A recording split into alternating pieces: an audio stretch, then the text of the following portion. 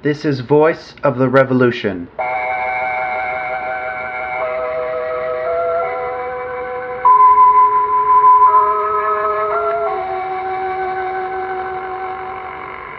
You're listening to Voice of the Revolution Radio, broadcasting from Orlando, United States of America. You can access these audio programs at https://soundcloud.com/Voice of the Revolution Radio. On iTunes, audios are under Voice of the Revolution Radio. News every day, links to articles published on my blog, and new audios posted on the public Facebook page, https://www.facebook.com/JAKOBMUSICK.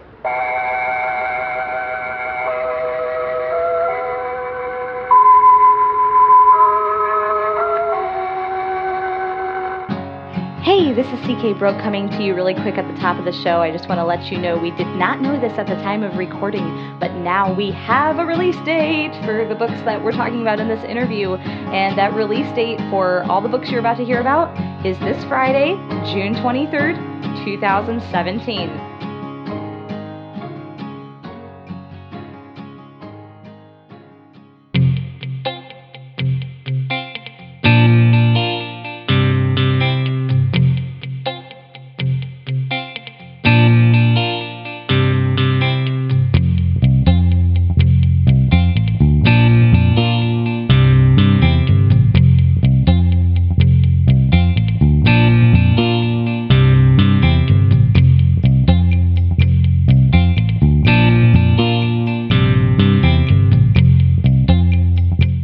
Well, hello again, CK Brooke. This is one of our many interviews and conversations, oftentimes that get archived and or disappear. So we have had many more actual interviews than have been actually unleashed to the public. But you are here again. This is our this is one of our few non-video attempts. So, and a lot of new people may be seeing you for the first time on this because this is my SoundCloud. I don't think I've interviewed any other romance author besides you, and usually that was YouTube. So, just give a little introduction saying about who you are and what it is that you do. Well, thank you so much for having me. And my name is CK Brooke. I'm a romantic fantasy writer, and I have about 14 publications to date. Some of them are just about to be released or re-released, and most of them at the moment are out. And I write mainly young adult / new adult fantasy with heavy romantic themes. And heavy romantic themes meaning, does that mean it's explicit or what? No, it is not explicit. There may have been one or two books with some a little on the hotter side, but I do not write erotica or explicit romance. Mm-hmm. Absolutely. You're doing several things these days. You're having a re-release of your first major book, and then you have sequels to that, and also a novella. So let's first talk about the re-release. We had originally spoken when this book first came out, your first official book that was after the book that shall be not named, the novella that shall not be named, which which I've not forgotten. Which you make a point to bring up in every single one of our interviews. Even when you have legitimate novellas now. I'm not going to stop. Absolutely. Oh, I do have plenty of legitimate ones now. So, you are just moving forward. You seem to be always writing, always creating. Why go backwards and re-release the Duchess Quest again? Oh, Jake, what a wonderful question. So, first of all, just to recap, you said I have a re-release of the first book and that it has sequels. This is the series called Jordinia. This is my Jordinia series. This is my baby. This is my love. This is the one that started it all for me, and that I have the most books invested into this series. How many total? So there's the first and second book that are currently out. The first book in its first edition. The second edition is just around the corner, about to be released. So we just have 1 and 2 out. I have a free novella that's a prequel to the series. That's free with a subscription to my newsletter on my website, ckbrooke.com. I have the third book is about to be released the same day that the re-release of book 1 happens. I'm working on a fourth book or fourth full-length book, I should say, and I also have a soundtrack, an album that I wrote and recorded and produced that's like, it's almost as if the story was a musical. These would be the songs in the musical. So I have so much invested in this series. It really, I have 2 spin-off novels that they're not part of the series, but they're spin-offs from the series in the same universe. So the reason that I'm re-releasing the first book is because it's all really riding on that first book to get readers interested and hooked and invested in this world and these characters. And if that first book isn't just pitch perfect and the best that I could possibly make it, and the best sample of my writing, then, you know, all the other books and projects riding on it are going to fall. People might not be along for the ride for the rest of it if the first one doesn't hook them. And so the first one, you know, being something that I wrote 4 years ago now, and I've grown tremendously as a writer since then, and I've learned so much from the amazing people in the indie publishing industry in the last 4 years, and I realized that I could tell this wonderful story stronger, punchier, more fun, more age-appropriate, exciting way. And so I went ahead and I basically rewrote it. The story and the characters are all the same. All the major scenes are the same. It's just the writing itself has been tightened up. Sentences have been tightened up. The vocabulary is a little more, it just flows more easily now. We've cut about 21 chapters, so it's quite a bit shorter. It was a very long book that intimidated a lot of people beforehand, so we've made it shorter, and we've taken out all the sex and all the inappropriate or controversial content to make it more appropriate and fun and less offensive for young adult readers. For the people who haven't followed you completely on your journey and through these various releases, since, like you said, since 2013, when we were talking maybe about a year ago, you were in a very different place with regards to your future publishing. You had come to a point where you probably weren't planning to do the amount of projects that you are doing now. We kind of all go through that as an author. I have launched my own publishing imprint. It's called Elfame Press. It's where I publish short works or works that are so genre bendy, or they're so short that they can't really find traditional publishing, but I still want to get that content out there. And so I self-published some stuff. At one point I was seeking other authors to publish, but it didn't really pan out, and I decided not to wholly pursue that at this time. I may go back and decide to do that again. I am publishing other authors through that imprint with it's just a little once in a blue moon e-zine, in like an e-magazine, where I publish like a collaboration of short stories and articles from other fantasy writers who I'm contemporaries with. However, it's just kind of a side project and just a venue to collaborate with some other authors and get a little more content out there, some of the shorter stuff that otherwise doesn't really have a medium or a place to be published. So I am doing a little bit of that, but no, that is no longer my focus. That is no longer my goal. I am back in the game as a writer, and so yes, that's when I realized that I have to stick with what I love, where my heart is. My heart is in Jordania, and so that's the world that I am just really building on top of. So I have gone back. I want to make my first book, the one that really means the most to me. I want to make it as perfect as can be, and the best that I could possibly make it. So I just felt like that was so important to go back and to fix the foundation so that I can continue to build off of it. Absolutely. So you said that several things were changed. You made several changes to this first book, but the main story remains the same. So without giving away too much, can you set up the what is the main story or the main preface upon which the Duchess Quest is founded on? Yes. So the story is basically like a mashup between Anastasia and the Princess Bride. So if that sounds awesome to you, you don't want to skip this book. The story is about a lost duchess who her family was believed to have been executed, not unlike the Romanovs of Russia. However, the lost duchess secretly was rescued, but she was so young she remembers none of this, and so she doesn't know who she is. So her uncle, her only surviving relative, learns many years later that she is in fact alive somewhere, and he organizes a quest of able-bodied men to go look for her and bring her back to him. And but the country that executed her family are now dictated by this republic, and they do not want her to be found, so they'll do anything to stop this group of men from finding her. So the group is pared down to 3 men, a thief, a sweet woodland young man, and a noble giant.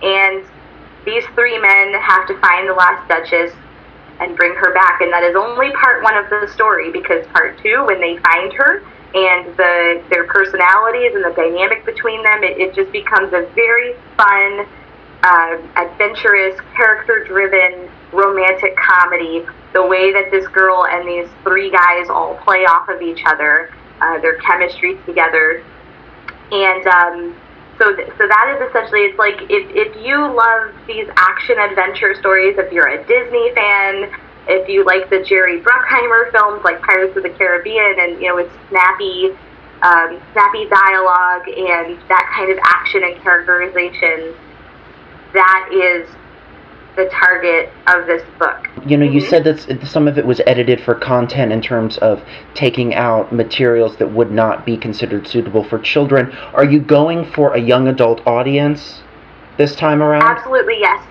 Yes, so when the book was first written, I was just writing what I wanted to. I didn't know a whole lot about the market. I read almost exclusively, my reading list was young adult. So the way that I write, my style of writing is very young adultish. However, when I was writing it, I was feeling the characters and just wanted to explore whatever I wanted to explore. So there was murder, and there was sex, and there was all sorts of, even a scene that was sort of rapey, and all sorts of controversial content. And homosexuality that just flew right above my head, and I did not even know. That was in the second book, and that will stay in there, which is hysterical. That's very funny. And that will stay in there because I don't believe that there's anything wrong with homosexuality. Good. Well, I was going to ask you about that too, if you kept that little tidbit in there. No, I am a pride. I'm pro pride. In time, as the book has been reviewed by many, many, many people in the industry, and among bloggers and editorial reviews, and I've learned. I've learned the market, and I learned that this really belongs. This isn't really a book that adults are seeking, and the style of writing is YA, and this really belongs in the YA world. But it's difficult to market it as such, because knowing that there's that kind of content, and then you have a lot of the moms or the moralists who will go on, and review it negatively because things offended them, and I totally agree and understand. I think the climate of our world has changed a lot in the last 4 years, especially given this last election. Women's issues are much, much more, even in just the last 4 years, it's a much more sensitive topic than it was when I first wrote this book, and I want to accurately and relevantly represent myself and my beliefs. So I discussed it at length with the publisher, and we agreed that it was time for a little makeover for the story, and I think it will really sit well with a lot more people this time around. So I'm just so excited for this new release to come out, and I'm so grateful to 4814 for letting me put out this second release, essentially a year early. So, in essence, what you're saying is that when they read this book, what happens in this book is in accord with your beliefs and your morals, your values, and that it really is a reflection of who you are. Yes, absolutely. Our favorite character that we all love to hate, oh my God. John Cosmith. I mean, he's still a douchebag. He's the same guy, but there are certain things that were very offensive. Still a rake. He is still a rake. I've left in certain things because he has to be who he is. You can't totally water down his character. Then the story will lose all its charm. Exactly. Yeah, and it will. And he's such a big linchpin, and that in all your works, that character, that archetype is all. It's so important. Yes, absolutely. So there was really only one scene in particular that was cleaned up, and he doesn't go so far as he went in the first edition. That was just the one scene. All the other scenes I've kept him the same. He's done all the same nefarious crap, but there was just that one particular scene that we just decided this no longer reflects what's okay when people are so sensitive to these topics, and I am as well. I just wanted to go in and clean that up and apologize to anybody that scene offended. You are very accessible via social media. Like you said, you have an email list and you have a website. You have Babbling Brookies, I think it's called. And you try to stay very connected with the people who have interacted with your work so far. And so let's talk about if somebody is going to be reading the Duchess Quest re-release for the first time. The experience of reading you is not the traditional author from afar. You're very accessible. You're willing to talk to people. It's almost like they would be going on a journey with you as you continue to make these works and to develop as a writer. That's so sweet. Thank you. And yes, that's my goal. Yeah, I think it shows that that's what you intend. And now that you're shooting for that young adult demographic, I'm sure it's important for you to be a role model for upcoming writers who are in that group. Absolutely. And I found myself in that position many times. I'm with another publisher currently as their in-house editor. They're called the Parliament House. Fantastic company run by a best-selling author, Shane Layton. I am currently the editor for a 16-year-old author who is absolutely incredible. She is more talented and has more savvy about how to write fiction at 16 than I did at 24. So wow. She's incredible, and I'm so honored to be her mentor and her editor. So yes, I found myself in that position. I love teenagers. I love young adults. I love, I'm in my 20s. I love people in their 20s. I think they have so much wisdom that is overlooked, and they have so much to offer and to teach us, even in their youth, even in our youth, I should say. Mm-hmm. And so I feel a lot of writers, especially writers at these ages, and readers too, I feel like we're all old souls, and we have to stick together.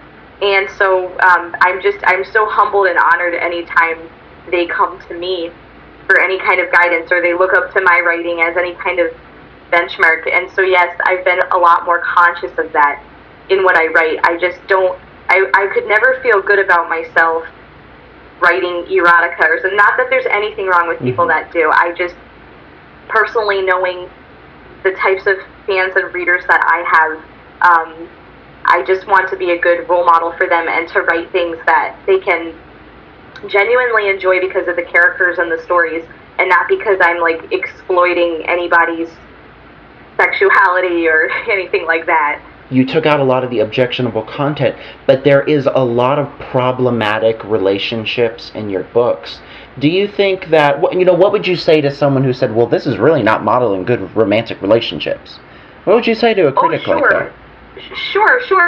And at that point, that's their prerogative. I completely understand somebody, if I take out the really controversial stuff that people still say, yeah. well, there's still a problem, he's still a douche, this is still a codependent, exactly, at that point, I will say, well, you know what, I can't please everyone. Just look at Twilight, the way Bella is with Edward, that's such a codependent, and to know that spawned then 50 Shades of Grey as well. And that spawned, yes, I definitely know, and that's, abusive. I've heard people criticize that that's, practically rape, or it's abuse, or it's, and so at that point it just comes down to a matter of taste and preference, but currently I know that I have done everything in my power to make this the best it can be and something that I believe in. So I think the majority of people are going to really love it. Yeah. And if anybody still has a problem with it, that's okay.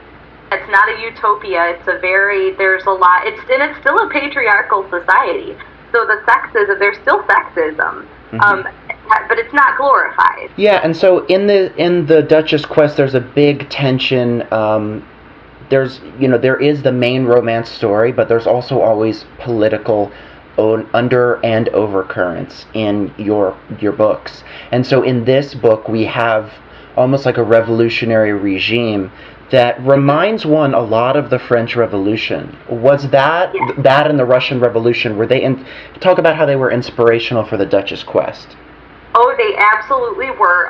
Shortly before I wrote the book, I had read a fantastic book called Anastasia's Secret by Suzanne Dunlap, which was about the Grand Duchess Anastasia. It's an excellent book. I recommend it.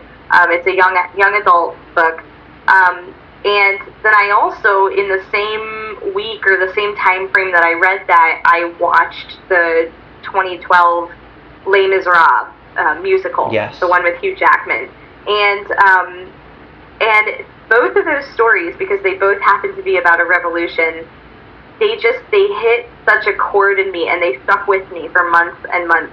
And so I think it was just the timing of those together and my interest in, and there was another book in the same exact time frame I read called Madame Tussaud, a novel of the French Revolution by Michel Moran. So it was those three things that all at the same time, and it just, I had long been interested in these topics for, since middle school and high school, so it wasn't by any means the beginning of my interest in French history. I took French from 7th grade to 12th grade. Was the Russian Revolution. I loved the story of Anastasia, the Fox movie, when I was a kid. And so these were two topics I was always very interested in. So it just eventually, it felt natural to marry these two revolutions and form my own story around them. So those, I would say, were some of the biggest influences, and a lot of that was just the timing of them all coming into my path at the same time, shortly before I wrote my series. So in a way, also, now that we're aiming towards the younger demographic, and this is on my mind because I'm training to be a social studies teacher, but this, in a way, can, students in high school or even in university, while reading this, will definitely see parallels between the events they're learning about in history class and what's going on in your novels. I actually even threw in some, little references, you'll recognize some names that's sort of slightly modified out of the French Revolution, Robespierre. I have a character, Gaspierre, or there's Eponine is in Les Mis, and I have a character, Eponina. Yes. She's in the second. She doesn't show up till the second book. Yes. Which we will. Yeah, I have lots of little tips of the cap that somebody who's very savvy with those time periods may pick up on. But I think that even if that's just if that's something they're learning, even if they're not that savvy, they could be like, wow, well, this reminds me of X, Y, and Z, but this is presented in such a fun way. I've never even thought of my fantasy novel being something that, you as a social studies teacher could have your kids read as a class project and then write about the parallels between the real revolution. But that definitely could be done, especially because that's what I hone in on, and that's what I pick up in. So I've picked up on from the very beginning, I picked up on the political and the historical and in what we're about to talk about, the descendants, the anthropological. Yes. group part, which brings yes. Oh, yes. which adds such a dimension to your writing. So moving on to the Duchess Descendants, explain what that is. So the Duchess Descendants is the third book in the Jordania series. It can be read as a standalone. You don't have to have read the first two books before it. It is recommended, but you don't have to. And it is the story of the next generation. So we follow the same set of characters in books 1 and 2. In book 3, the Duchess's Descendants, this is their descendants. So they're all grown up. They're the same ages that the characters were in the first two books. So we have them at that, ages 18 to 29, kind of new adult age range. And in this book, they must go on an expedition to an uncharted island, and they believe it to be uninhabited. Okay, I do know how to speak English. There are no people there. However, they arrive and discover that they were very, very wrong, and this archipelago of islands are very much by an indigenous group of people. And there is a scientist from the modern world who dwells among them. Their, the purity and innocence and of their lifestyle, not wanting them to be exposed to the modern world in the mainland. So there's definitely this culture clash, and you have these colorful characters, and each one of them has their own issues and are dealing with this new setting in their own way. The expedition is not going anywhere near as expected. They've been shipwrecked. They're among this tribe where they know nothing of the language and the customs, and this scientist is having to explain everything to them, and there becomes like a kind of a little love-hate romance going on with one of the guys. And so it's a very fun, very funny romantic fantasy adventure. I've had people read it who had read the other books in the series, and they loved it. I've had people read it who have not read the other books in the series, and they loved it. It's unanimously considered to be the best book in the series. Which so I agree. I'm just so excited I love it. For it. I love that one. And I do want to mention as well that the Jordania series and its spin-offs, which are the Red Pearl and the Wrong Prince, they take place in different continents of the same universe, and it's different characters. So you'll notice a couple little cross-references, but in their own, they're on their own as their own standalone stories. In all of the Jordania and Jordania spin-off books, they are fantasy in that they take place in fantasy worlds with fantasy political structures and fantasy characters, sometimes a little bit of fantasy technology. However, there is no magic. I do not have witches and wizards and magic spells or anything like that. It is solely about the politics, the adventure. It is in a very historical type of setting, and it's really more about the adventure and the characters and the romances between the characters above all. Just in my fantasy world sandbox, but I don't go into magical systems, that type of world building.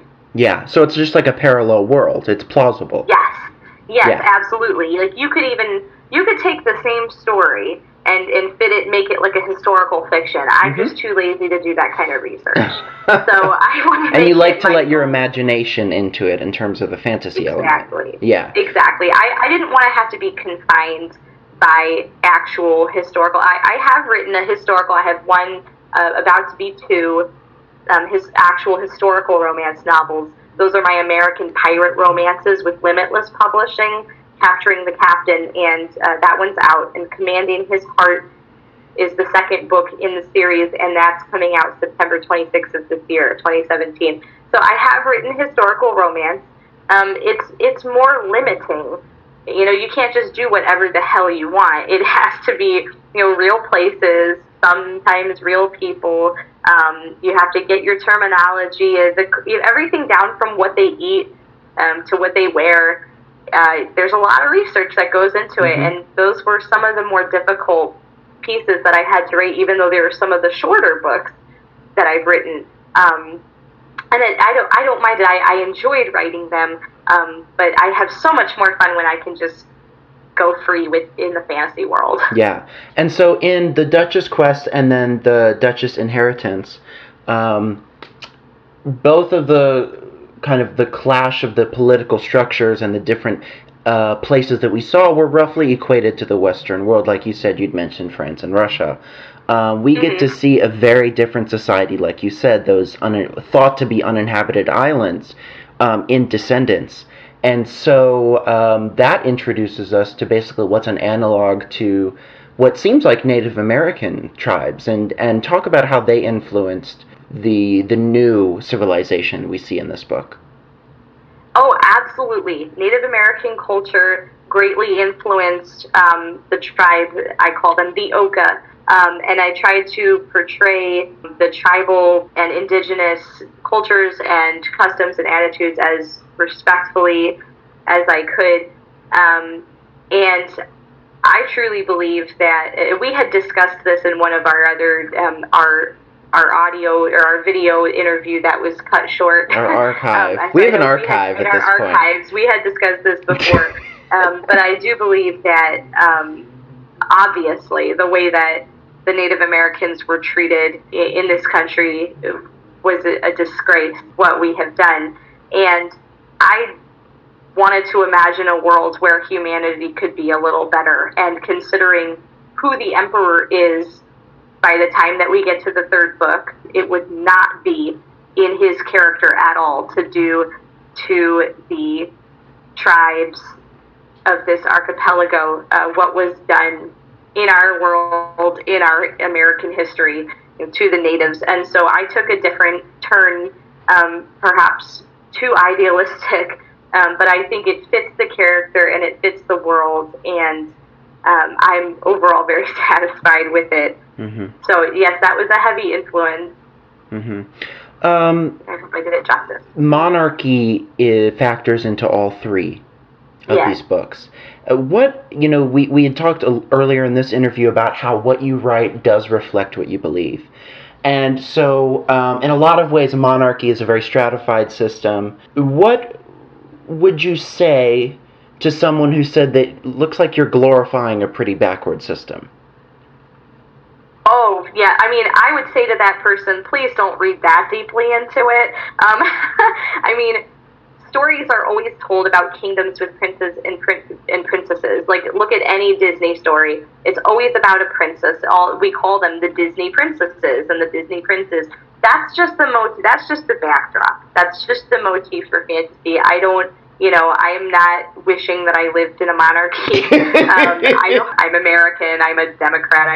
I believe in democracy. I shouldn't advertise my political beliefs, but I believe in democracy. Of course, I'm American. So I would just say, yes, these books reflect my values in that I believe that we should treat each other with respect. We should have our hearts open to love, no matter who it is. We should forgive somebody, no matter what they've done. This type of just basic human values. You are not alone. You are loved. You belong. That's what I want every reader who reads my books to feel. And that's what I want my characters to ultimately come to the realization that they thought they were alone. They thought they were unlovable. They didn't know they were special. And they discover who they are and who their true friends are, and that they're loved. And that's all it's really about. The backdrop of having kings and queens, that's just to tell the story. But I'm not trying to make a political statement in that regard. There's so many romances also. We talked about, you mentioned Disney films, and those are obviously aimed at children. But a lot of romance films are in the same kinds of systems. Is there something about the monarchy or those years or those decades or those centuries that helps people find more romance in a situation?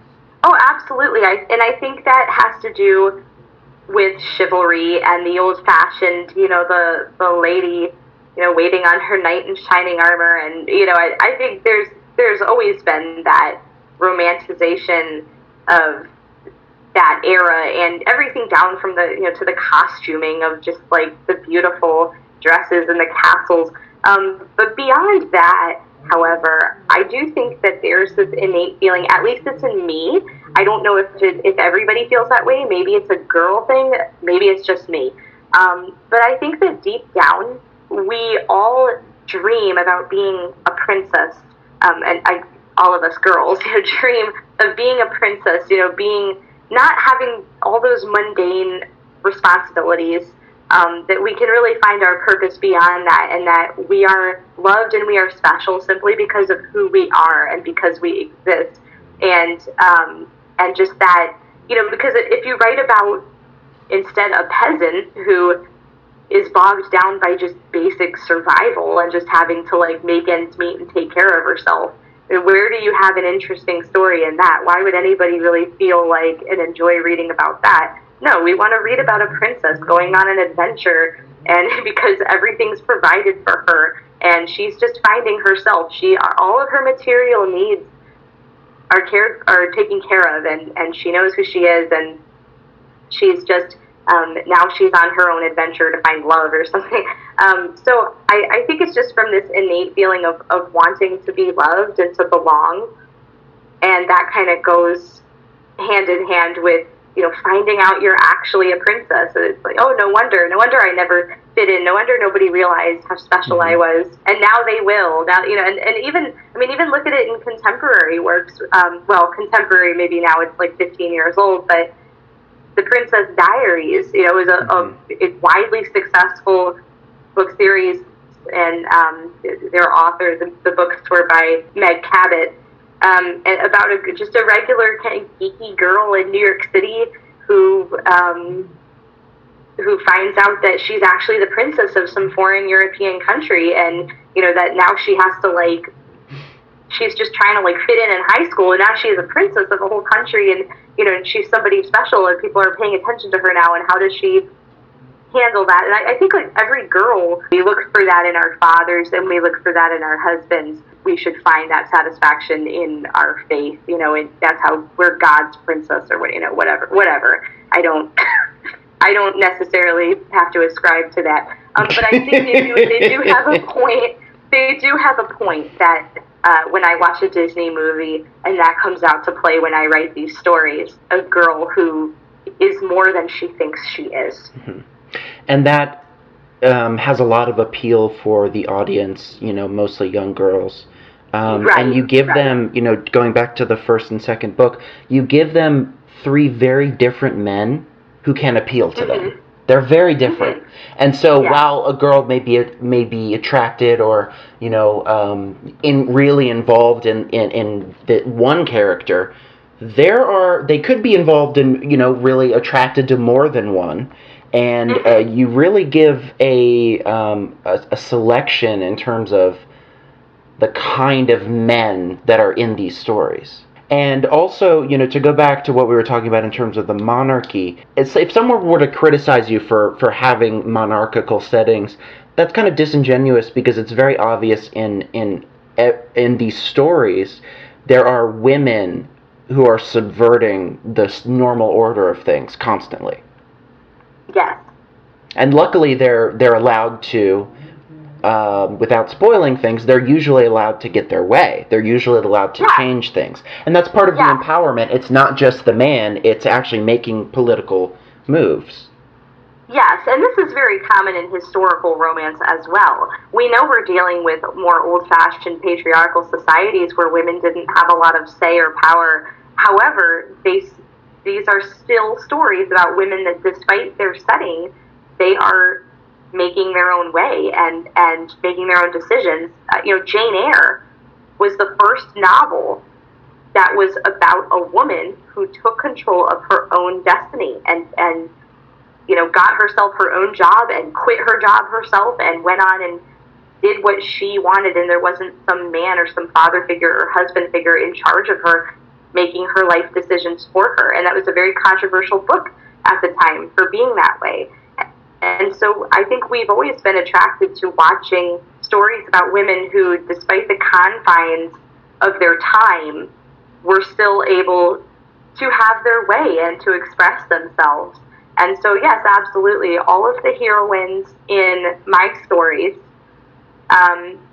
They have a level of spunk and stubbornness that it's not horribly anachronistic. They do recognize how they are seen and what men expect of them, but they still have ways around it and ways of being themselves anyway.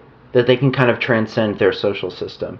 Absolutely. And so, yeah, talking about... well, do you think it's also easier to have a romance story be in such a far-off time because that we had that set up socially and politically so long ago that it's easier for the worst parts of it to kind of go off the radar, so we can kind of are left with the fantasy. Do you think that plays into it?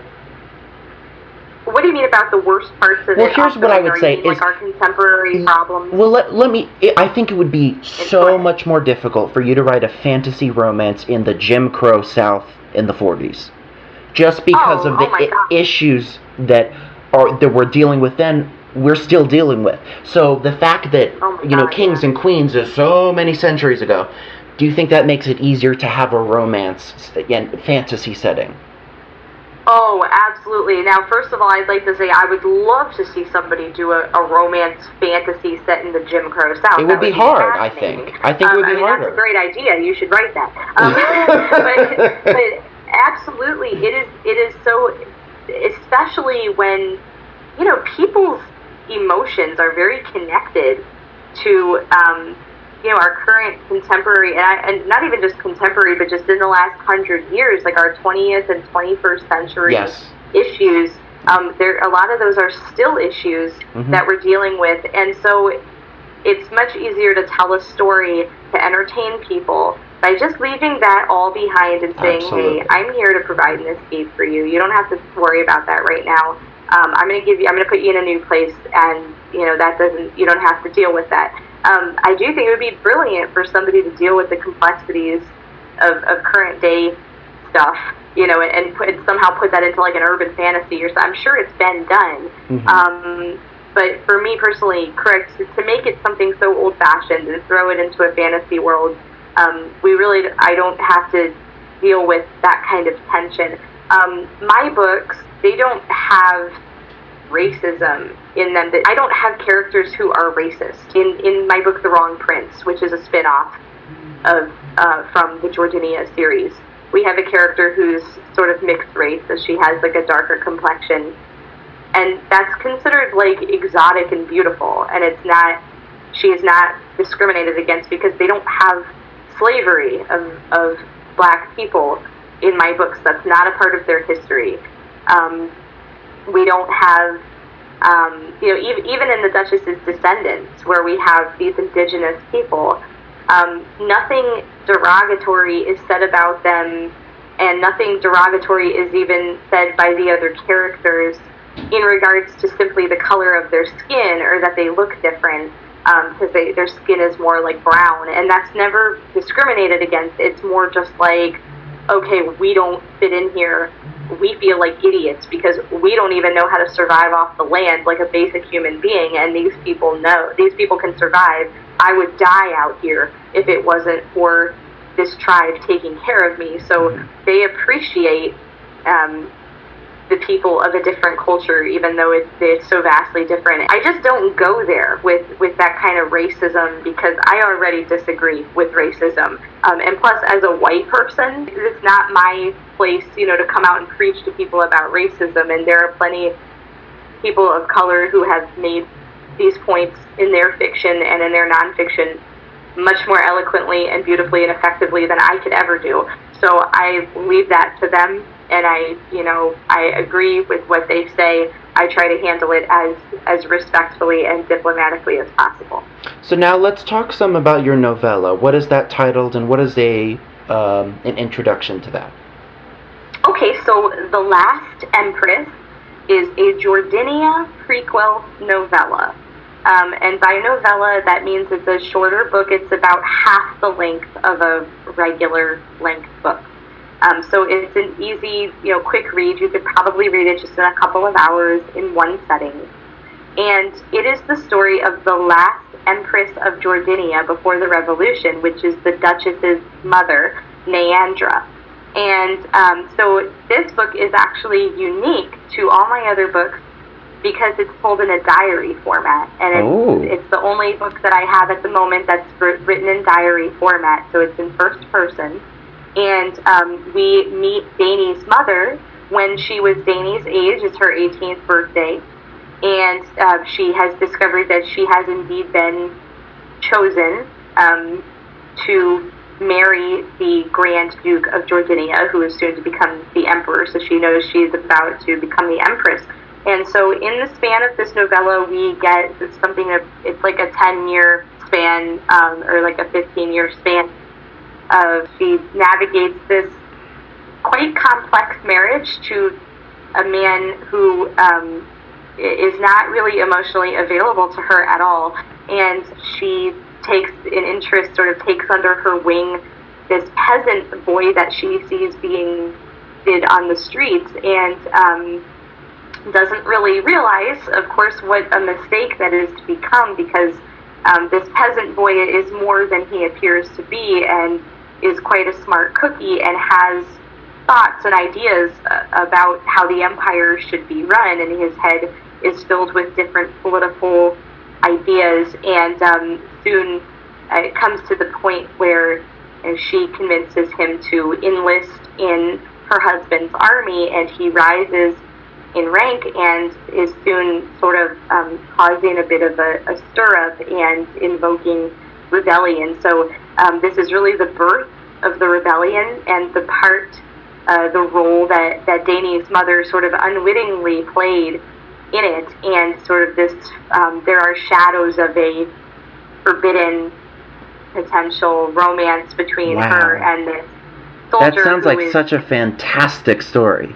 Oh, thank you. So, yeah, I mean, I'm so excited to read it. Well, I feel like you know, quantitatively, and this is not to trash your older stuff, but I feel like more and more, and again, I always have to say that, you know, I'm not the market for this kind of book. This is not what I read. You know, like, I read, like, you know, turgid books from North Korea.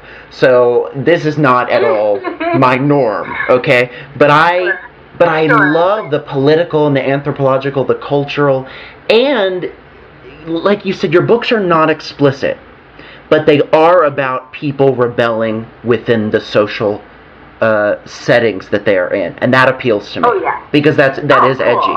So I'm actually super excited to read this novella now. Oh my god, I can't wait. Oh, thank I love you. that. And just so that your listeners know, the novella is currently free, because I'm always giving away free books and running contests and letting you know when I have a new release, but I won't spam you. I only send you something when it's newsworthy. But I've given away Kindles. I'm giving away an Amazon gift card.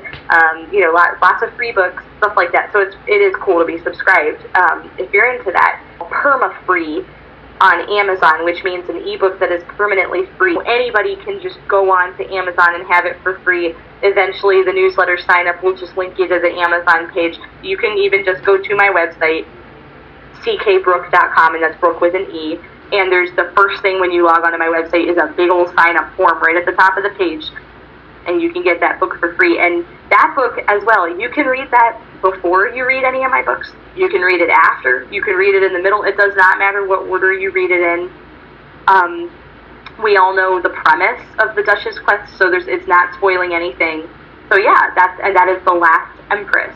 So 4814, my publisher, is going to be re-releasing the Duchess Quest 2nd edition with the Duchess's Descendants, which is the third book in the trilogy. The Duchess Inheritance is the second book. That one stays the same and is already out. As well as The Last Empress. All three are coming out on Amazon on the same day, mid-June, at the latest, sometime in July. So it's coming out very soon, just around the corner.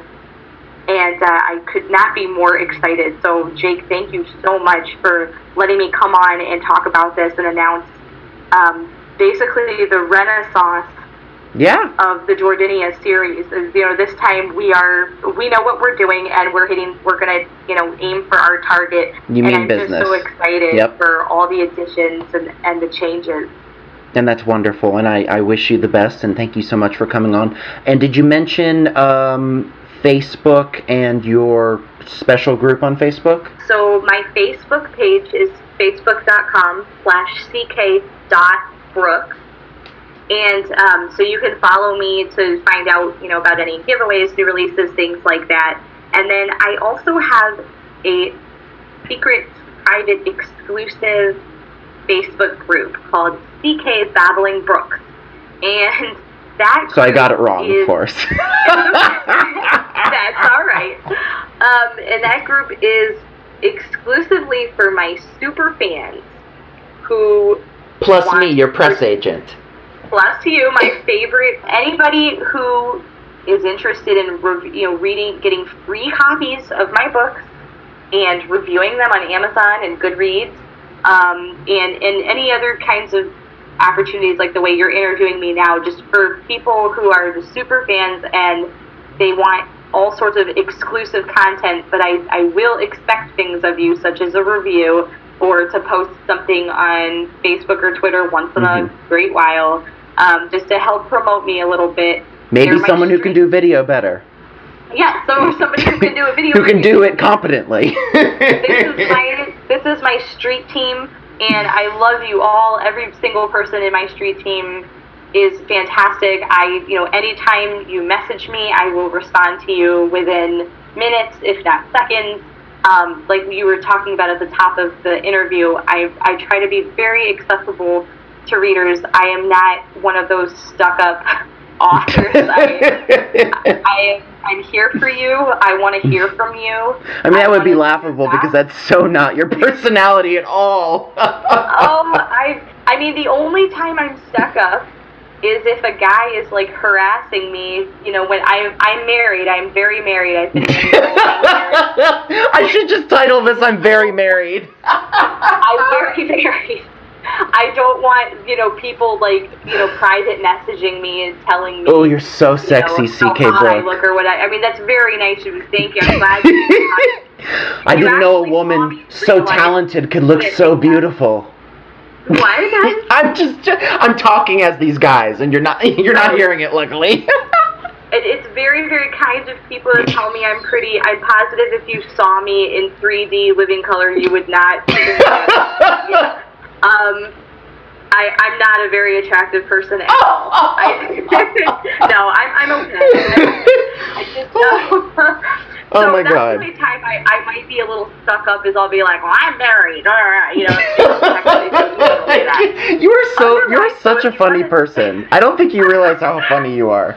At least I find you funny every time. Did you know my dream was to be a stand-up comedian when I was a kid? Stop it. Yeah, I had no idea. My dream. And I was not enough people told me that, you try to be funny, but you're not. So I gave up on my dream. Although I have had people say my books are very funny. That's the thing. You have to go into. You can't take them too seriously. These are comedies. These are romantic comedies. The characters are constantly snarking at each other. There's lots of sarcasm. There's lots of there's sometimes occasionally there's some slapstick or whatever. So yeah, just take it lightly. But yeah, I'm very accessible. So if you want to be a babbling brook, just send me a request to join the group, and I have a couple questions for people who want to join. They have to love romantic fantasy adventure books. They have to promise to leave a review if they ask for and receive a free book from me. And it doesn't even have to be a positive review, just an honest review is all I ask. And I can also be reached on my website, ckbrooke.com. I'm on Twitter, I'm on Facebook, I'm everywhere. So you're everywhere. Just hit me up. I would absolutely, even if you haven't read my books, I'd love to hear from you. And hopefully you will be everywhere after this re-release. One last question. We do have to go. Believe it or not, it's been over an hour. I can't believe that. But I can't believe it. What are your hopes for this re-release into the new market of the young adult reader for the Duchess Quest? My hopes are that it reaches more people this time and that it brings smiles to as many faces as possible. And that's wonderful. That's wonderful. Hopefully you bring some magic into some people's lives. And CK Brooke, thank you so much for agreeing to do an audio only interview because that is the only thing that I can do. Well, and I'm honored because I know you're quite popular on SoundCloud, and I think that's awesome. Well, and I've been super not so much popular, more just busy. I'm just busy. I just try to be, you're busy yourself. You're quite prolific. I've got to say, the amount of writing that you churn out is astounding per year. Thank you. And then ask me if there's 5 of me or something, and no, seriously. I mean, and so you're a full-time mother, obviously, and yes, you are churning out multiple literature volumes each year. And I know we do have to finish because I do have to go to my bedtime, go to sleep. But okay. This was in the deep archive. This was in the long time ago. If you had seen on my YouTube. But tell us how many times you rewrote the Duchess Quest originally. About 12 times. From front to back. Yes, because it was originally 165,000 words, and now it's like 60,000 words. And how many rejections did you receive? 164. You're still here, you're still doing it, and you're ready to come on stronger than ever. Oh, thank you so much. There's something I wanted to tell you off air, but we can... Okay, sounds good. Okie dokie. Okay. Thank you so much. I'm... End of interview clap. Yay! Yay!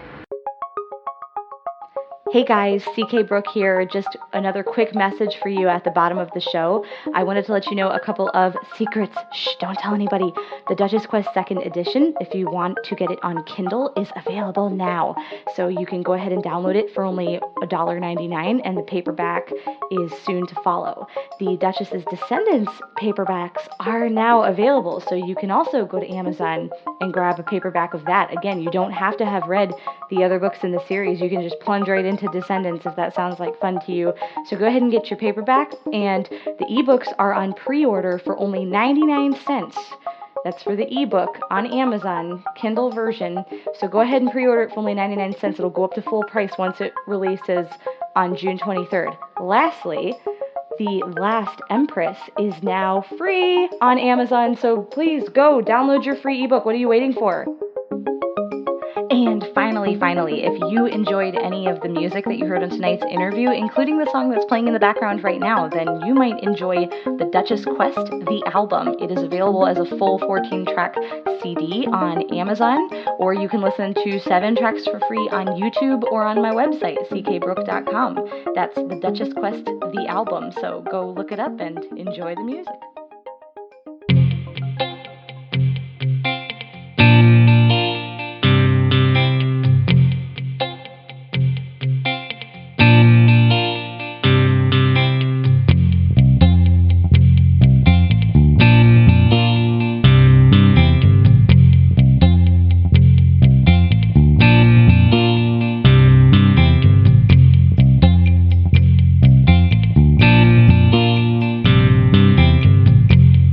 Written in the midst of heightening tensions between the People's Republic... Oh, that's not even correct. I should know better. Written in the midst of heightening tensions between the Democratic People's Republic of Korea, he mentions the length of time... Songmin... Oh, Jesus Christ. What's his name?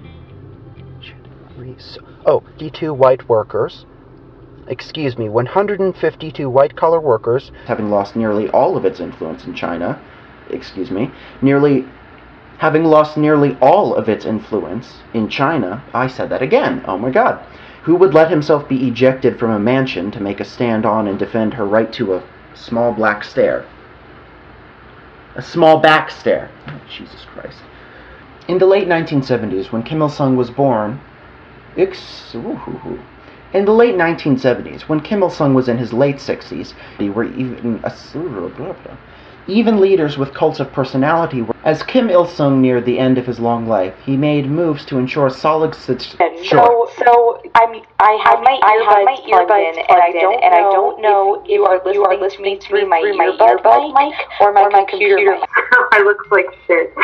Every year, I throw my back out. Every year? No more video. I will never do that again. To be inhabited.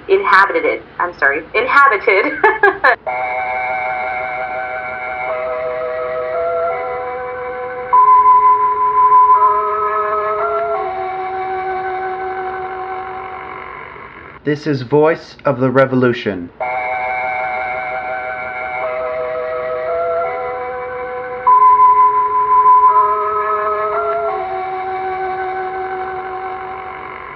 You're listening to Voice of the Revolution Radio.